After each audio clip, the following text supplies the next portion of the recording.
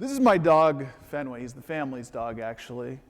We love this dog. This dog is great to us. He really means a lot. Fenway's out looking at the Pacific Ocean here, enjoying life. But dogs actually live a pretty rapid-paced life. If you think about it, as you probably know, every 1 year for a human is 7 dog years. So in the Valley, we're actually very fond of talking about how we live in dog years because technology goes so rapidly. In the Valley, we feel like we're operating in dog years. If that's the case, well then, I've been around the Valley for about 200 years now, and I'm feeling pretty old. But I've also seen one of the biggest economic booms in history, and it's been impressive. If you look at Silicon Valley in the early days, it was really just a land of orchards and fruit trees.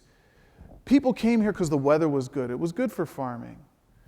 But we were a nice little place, nestled up against the Santa Cruz Mountains, close to the beach, close to the Sierras.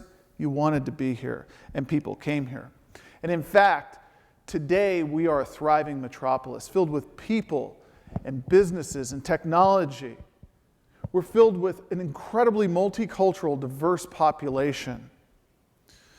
Silicon Valley has become an important part of California, and California has grown. If you look at California, at the turn of the 20th century, there were about 1.5 million people here.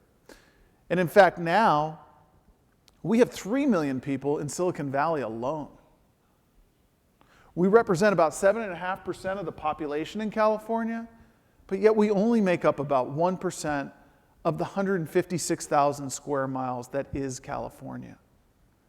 So why do all these people come here? Well, it's an innovative place, but it starts with the educational institutions, places like Stanford and Cal, and of course Santa Clara.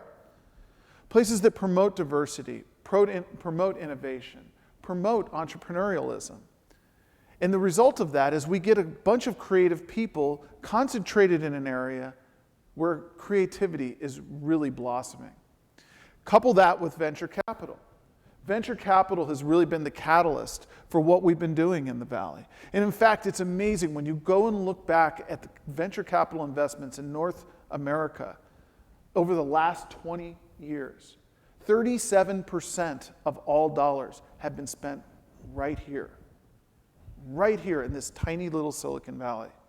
Over $250 billion have been spent here. And you have to ask yourself, why is that happening? Well, it's happening because we've created some fantastic technologies over time. Phones became smartphones and things like GoPros and Fitbits. And now we're busy making all these things work together.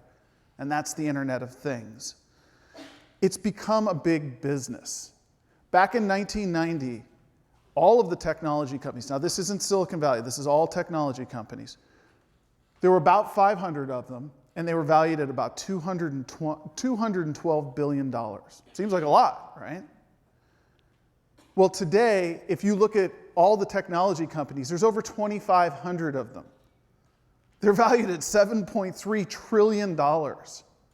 Apple and Google each are worth more than the entire technology industry was in 1990. So this has become a really big business. And so you have to ask yourself, why does technology happen? And there's a graph put out by the Gartner Group that's very famous in technology circles. It's called the technology hype curve. And so what happens is you have a technology trigger. Something new happens. We've all heard some great new technology that we really want, right? You saw something you really want. Autonomous driving would be one that I would say is going through technology trigger right now. It's going up the hype curve. A great example is I had a general counsel, and that's kind of the legal guy that runs a company. So he's a head legal guy in my company. And in 1999, he calls me up and he says, hey, guess what? I just saw this new technology. It's going to be so awesome. You put this thing in your ear, and you can talk wirelessly on a phone. Wow, imagine that. Now we take it for granted. That was Bluetooth. Okay? And so that technology happened. It got very inflated. And then, of course, it didn't work as well as it was supposed to. It was too expensive. There were a variety of things that made it not really live up to expectations, so we became disillusioned. And many of these many of these things where we become disillusioned, they go down that trough of disillusionment and they go away because we can't actually create a business model for them. In the case of Bluetooth, we were able to actually make that slope of enlightenment happen. That slope of enlightenment is when you create a business model. So my point is quite simple. Technology is really cool, but what makes these things popular, what makes them exist, is the slope of enlightenment. It's when you find the business model that works. So for this, I'm going to give you a couple of examples of companies I was fortunate enough to work with. The first one is a company called Electronics for Imaging. They made this device that looks like a big giant PC, old PC there. This was in the 90s, so give me a break, okay? And what that device did is it created the ability to have short-run digital color printing. Pretty cool. Okay, what does that mean? That means you can print something over a network and it comes out in color. Well, in 1991, that wasn't possible. If you wanted to print in color, you needed to print hundreds of thousands of them on a printing press, and they were really expensive. So we created this box, and this technology made short-run color printing happen. At Atheros, which was another company I worked at, we did this thing called Wi-Fi. Anybody hear of that? Yeah, it's kind of important. It was a lot bigger than I ever thought it was going to be. So, but Wi-Fi was amazing, and we decided we could make a semiconductor that could do it and spread it out to the masses. Okay? So amazing technology. $100 million invested in developing that chip. $100 million, lots of money. At GoPro, video cameras and still cameras already existed. You know, we've had them for a long time. But what GoPro did that was different was they shrunk it in size. They allowed you to mount it wherever you wanted to, turn it around on yourself, and actually capture and share the most important moments of your life. It didn't matter where you were. You could be 100 feet underwater, you could be up in the stratosphere, you could be underneath a rocket, although I definitely wouldn't advise that. Wherever you were, GoPro could do it. So this little camera did that. But it wasn't really the technologies. It was the business models that made these companies successful. Why? So first, if you look at EFI, that picture that you see up there is actually a print press. In the old days, when we had magazines and things like that, you actually used to print these things out color on a print press, nice glossy color prints. But the thing was, you couldn't really do it because it was so expensive. To turn on a print press, that very first copy cost you $10,000. Because you had to pay for the equipment. Didn't make sense. No one ever printed in color. We just had black and white. Well, actually, we had dot matrix, and that's a whole nother story. And so what EFI said was, look, we got a different idea. Take this box and connect it to a color copier. And now you'll be able to push a file across a network and print it out in color. And to make that accessible to all of you, we went and said, let's get Staples, let's get Office Max, let's get Kinko's. They can sell this to you for $1 a page. We sold a device to those guys for $50,000 to $60,000.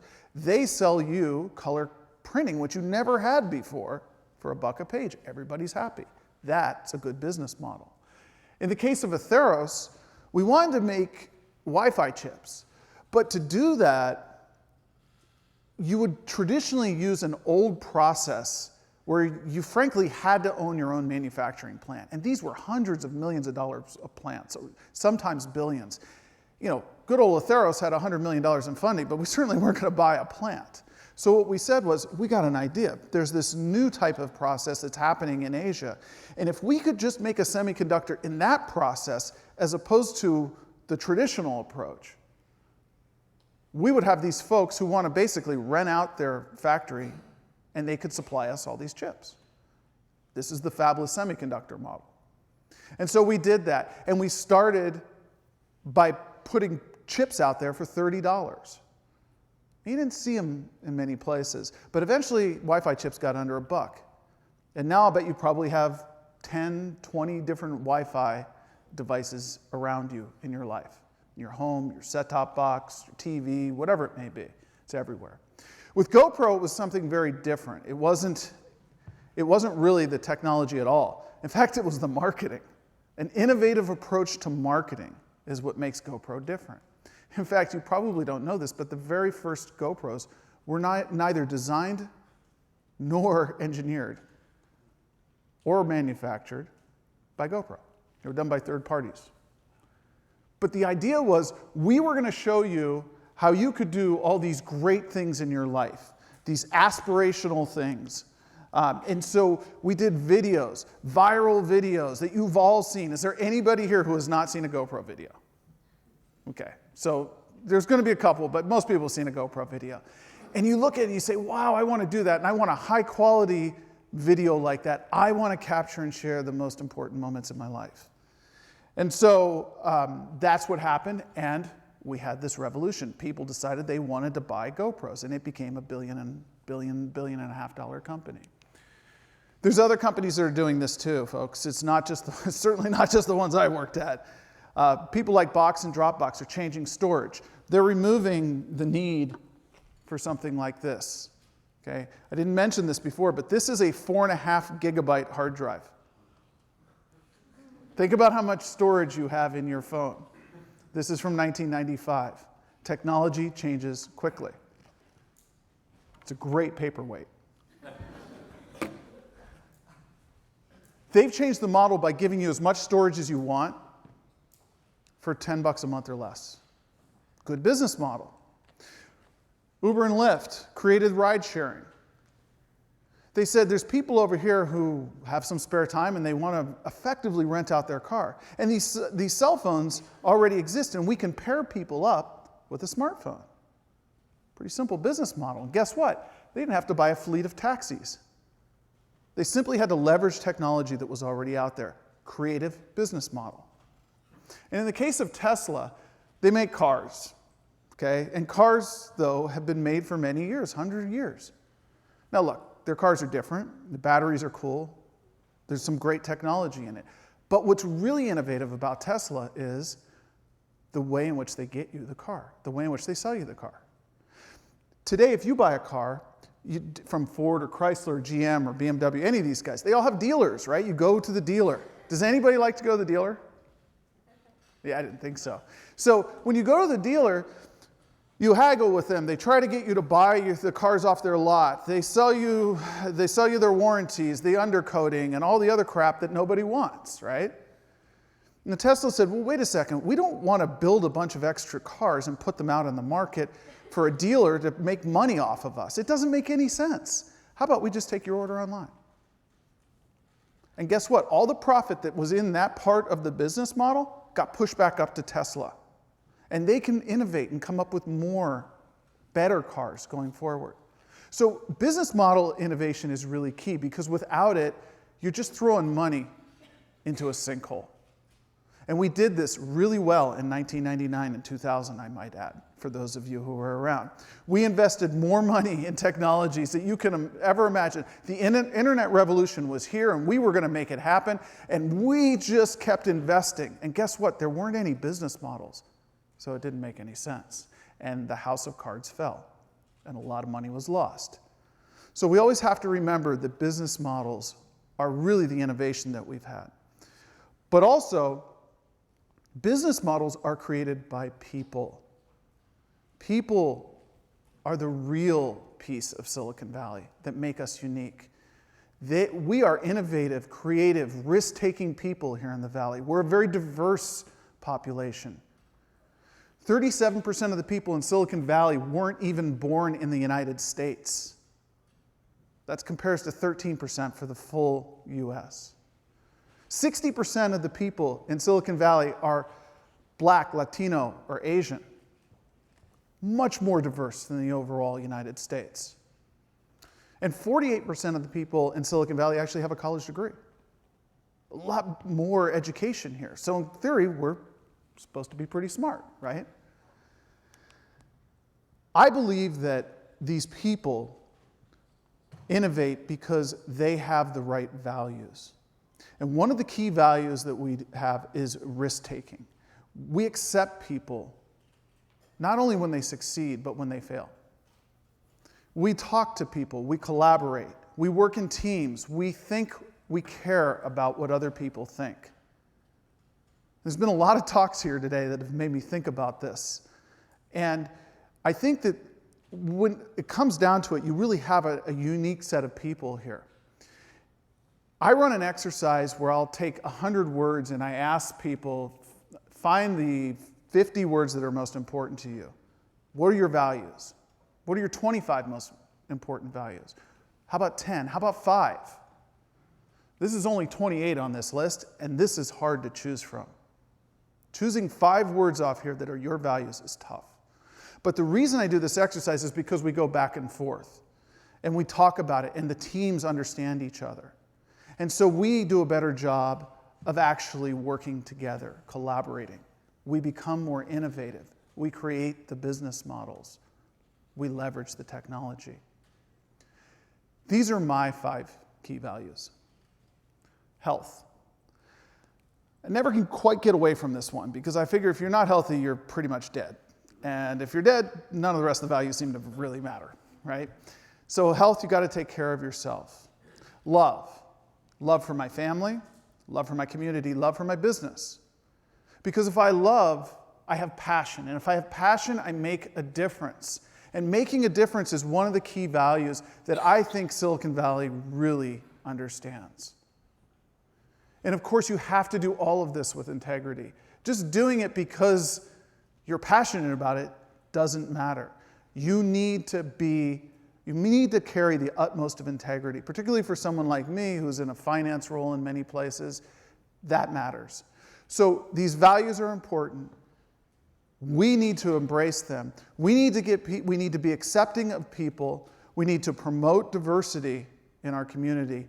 And we need to actually carry these values to the next generation. Because if we do that, I'm actually pretty sure that we'll have another couple hundred dog years of innovation left in Silicon Valley.